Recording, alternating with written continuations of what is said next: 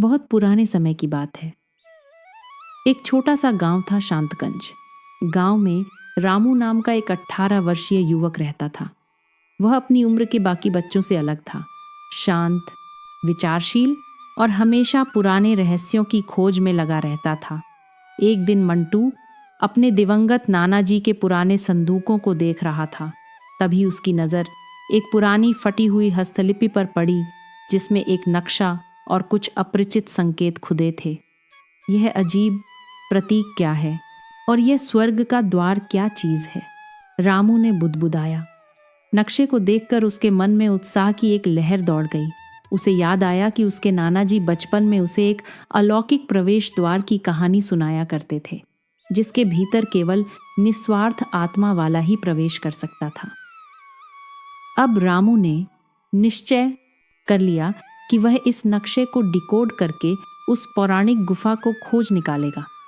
अगले दिन सुबह रामू ने यह रहस्यमय नक्शा अपने सबसे करीबी दोस्तों विहान और मीरा को दिखाया। क्या स्वर्ग के द्वार वाली गुफा? मुझे तो यकीन ही नहीं हो रहा कि ऐसी कोई जगह हो सकती है। हाँ, मुझे भी, पर रामू अगर कह रहा है तो जरूर कोई सच्चाई होगी इसमें। यह सच्चाई है दोस्तों, और मैं इसे खोज कर ही रहूंगा।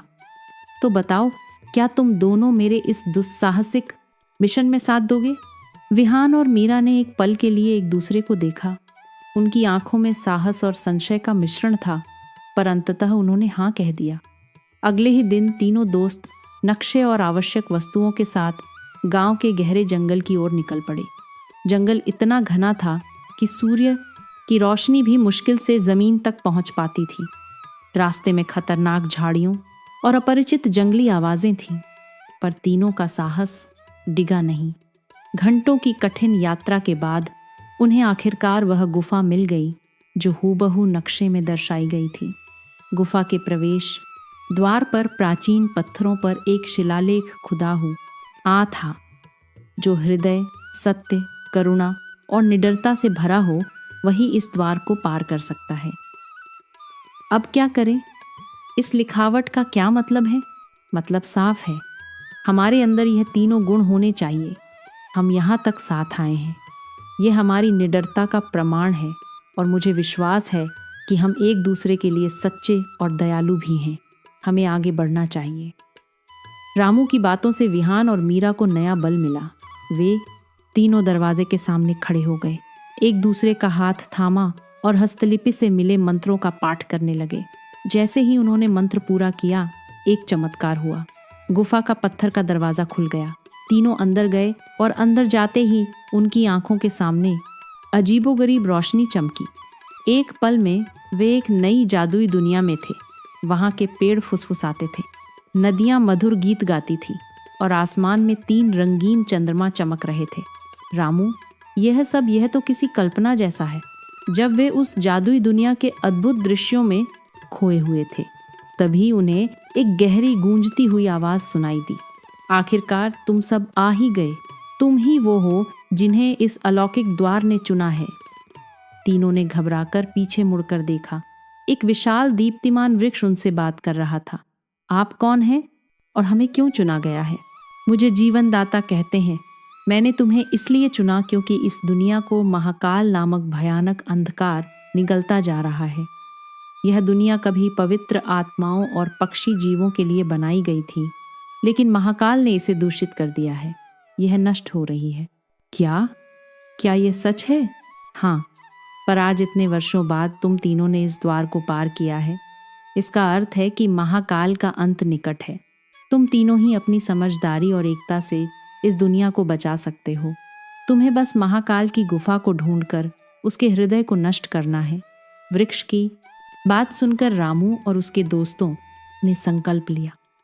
आगे बढ़ने से पहले जीवनदाता ने उन तीनों को 3 अलग अलग सुरक्षा मंत्र दिए, जिनसे वे रक्षा कवच बना सकते थे।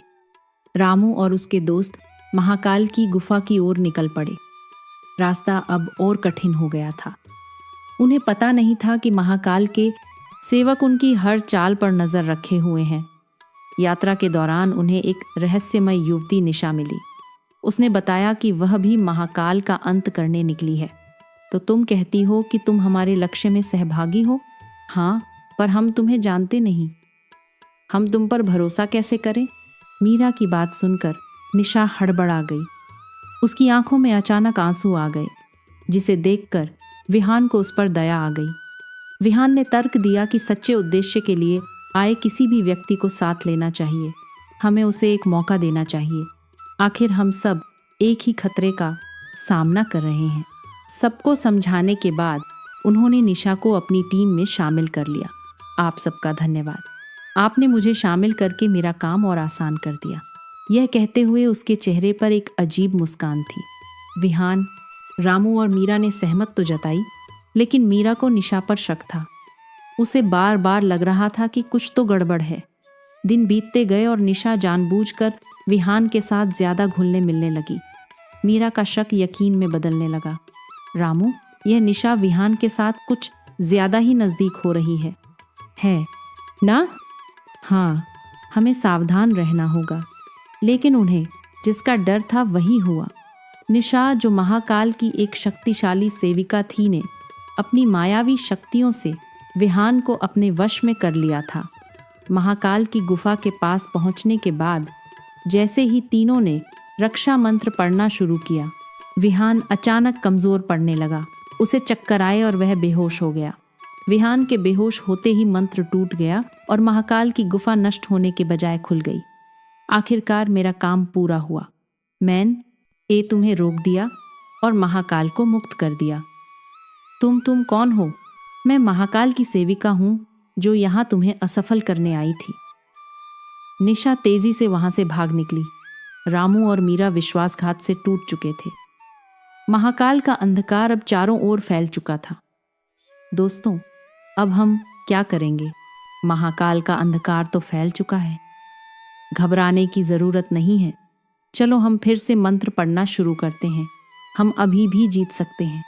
रामू की दृढ़ता देखकर मीरा का हौसला बढ़ा। दोनों ने आंखें बंद करके जीवनदाता द्वारा दिए गए शक्तिशाली मंत्र का पाठ शुरू किया। अचानक हवाएं तेज हो गईं। आसमान से एक दिव्य प्रकाश अर्जुन और मीरा पर पड़ा। जैसे ही उन्होंने आंखें खोली, उन्होंने देखा अर्जुन के हाथ में एक चमकीला दिव्य रक्षा शस्त्र था। अर्जुन ने पूरी ताकत से उस शस्त्र को महाकाल की गुफा पर फेंक दिया। शस्त्र के टकराते ही गुफा टूटकर बिखर गई। महाकाल की छाया हमेशा के लिए मिट गई। हम जीत गए दोस्तों। तभी जीवनदाता वृक्ष फिर से प्रकट हुआ।